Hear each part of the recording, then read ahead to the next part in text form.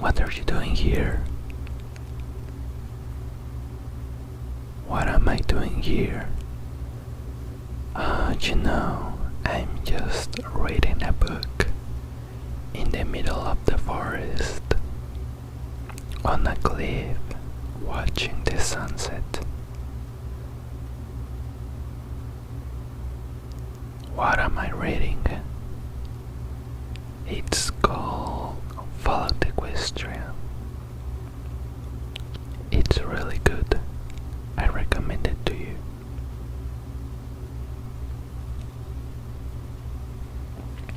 You want me to read you a little bit of the book to see if you like it? Okay, I'm going to start from the beginning.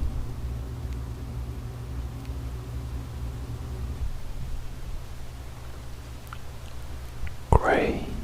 The walls of the maintenance stalls were all a very monotonous dull gray. The particular wall I was staring at had the merit of being a very clean gray. Pickpocks were notoriously hardy and reliable, so being the stable's pickpocket technician meant that there were long periods of nothing to do. Being the pickpocket technician's apprentice means that I was assigned all the mundane daily chores, while my trainer took extended naps in the back room. Chores like cleaning the walls. This wall needs a mural. I let myself fantasize, picturing the Obermare agreeing and ordering Paulette herself to turn our entire stall into one of her brightly colorful masterpieces. Paulette was the greatest painter in Stable 2, and like every skilled artist, that made her a stable treasure. Life in Stable 2 inevitably began to eat at your spirit. You were born in the stable. You lived your whole life in the stable. You were going to die there, and the course of your life was largely laid out for you to see by your cutie mark party. So the Obermare insisted that a new song being added to the stable broadcast repertoire each week, that public areas were brightly painted and adorned with uplifting and motivational murals, that regular parties were planned in the atrium, all in an effort to distract and stave off depression. Reality came crashing back as I stared at the eternally blank gray. Beautifying maintenance areas was tragically low priority already, and the pickpocket technician stall was one of the least trafficked parts of maintenance.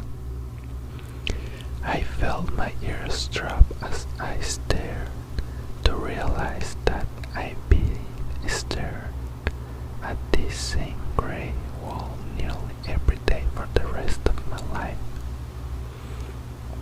Oh dear, is it really that bad?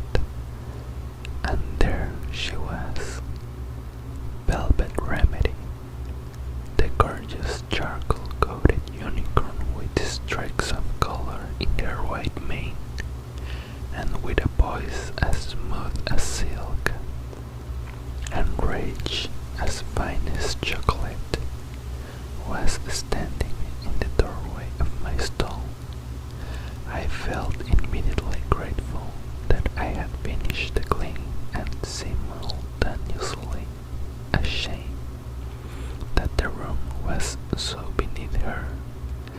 I couldn't believe she was standing there. I'd seen her on the stage above us at late parties. I listened to her songs incessantly recording every new one on my playbook so that I didn't have to wait to hear it again. I'll admit it now, I had a crush on Velvet Remedy for years. Me and at least 300 other ponies. My mother used to laugh at that. Little Pip, she will say, chortling with her friends. Velvet Remedy's barn door doesn't swing that way. It took me a couple of years to understand what my mother had meant by that, and took me several seconds to process that Velvet Remedy had just asked me something. What a wonderful response, Little Pip. So elegant, I went to dig my way through the concrete floor and pull the chunks over the top of me. She smiled sweetly. She smiled at me, and in that amazing voice, you look so heartbroken when I came in. Is there anything I can do? Velvet Remedy offered to help me.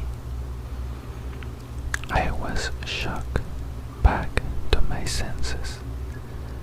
Velvet Remedy must have some reason to be down here. Some big bugger reason. It wasn't like she will just go wandering around maintenance after all. Looking around, I realized that I was the only pony on duty. My teacher was, as usual, asleep in his office. Oh no, it was nothing. I tried to regain composure. How may I be of assistance? Velvet Remedy's expression was both compassionate and unconvinced, but she lifted a forearm, raising her big back up to my gaze.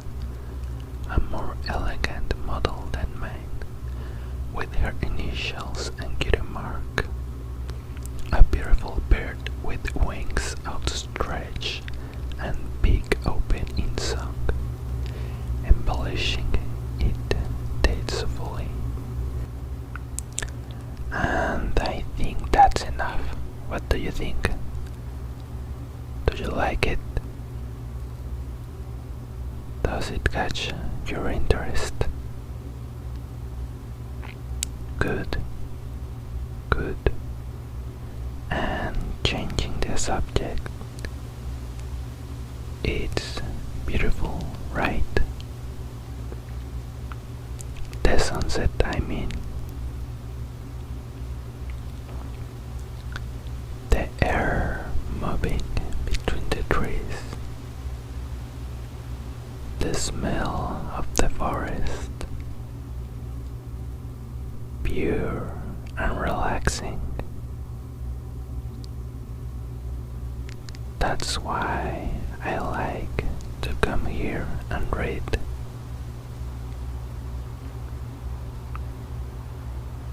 Hey, have you ever thought about how everything around you is moving, but you seem to be stuck in time?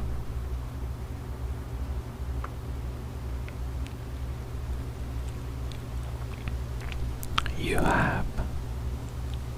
Well, I feel better now.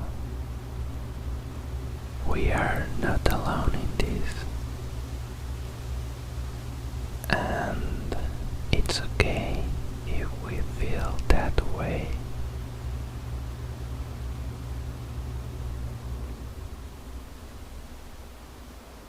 A wise pony once told me that it's not like we are getting behind.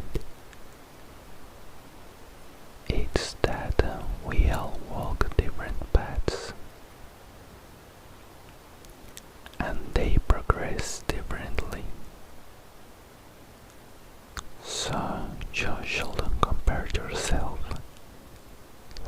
means every pony is walking their path at their own speed and opportunities.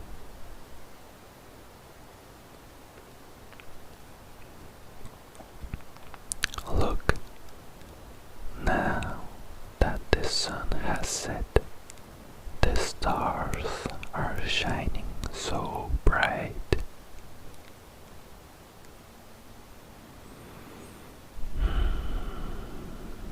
It smells like a wet dirt. It may rain soon, somewhere. Well, that's my sign. I hang around here often. I hope to enjoy this place with you again. It will be our hidden hangout.